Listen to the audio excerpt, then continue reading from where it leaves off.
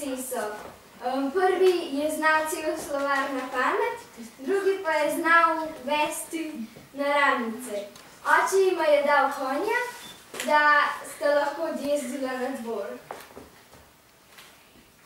Na poti sta srečala Jurčka. Hej, kak pa gresta, tako lepo napravljena. Greva na dvor k kraljični, da jo zasnudiva. Jaz bi tudi šel. Oče! Ali lahko tudi jaz dobim konja? Ne, ne moreš. Še pisati ne znaš. Potem bom pa kar vzel svojega kozla, saj je čisto moj. In tako je odšel na pot. Hej, nahoj! Sem že za vama, poglejte, kaj sem našel, coklo. Bravo! Kaj pa boš zrana? Dal jo bom kraljični. Bedak. In tako sta odšla naprej.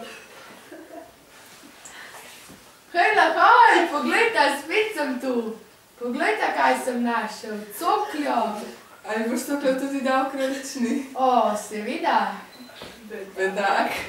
In nadaljevala sta pot. Spet sem tu. Poglejte, spet sem našel nekaj. Blato. Kaj boš z blatom? Dal ga bom kraljični. Poglejte, kar med rokami polzi. Tako je dober. Bedak. Odšli so na dvor. Tam je bila polna vrsta slupcev. In vsi, ki so hoteli k kraljici, se jim je zataknil jezik, ko so govorili. Prav z njim ni dober. Prišel je prvi brat. Kako je tukaj vroče. Seveda, če moj oče peče petelinčke. Prav z njim To je ni lahko dober. rekel in odšel. Prav z njim ni dober. Prišel je drugi brat. Kako je tukaj vroče. Seveda, če moj oče peče petelinčke. Kako? Kaj? Prav z njim ni dober.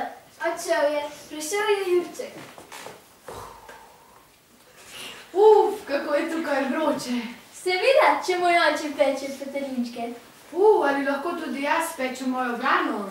Seveda, a nimam lonca za to. Saj imam jaz.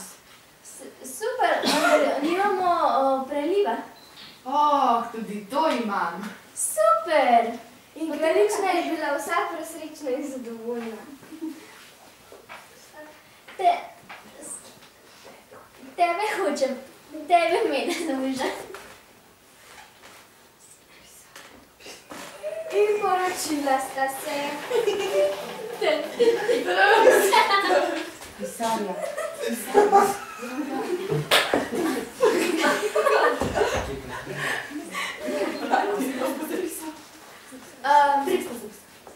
Pri priči zapiši na to vse.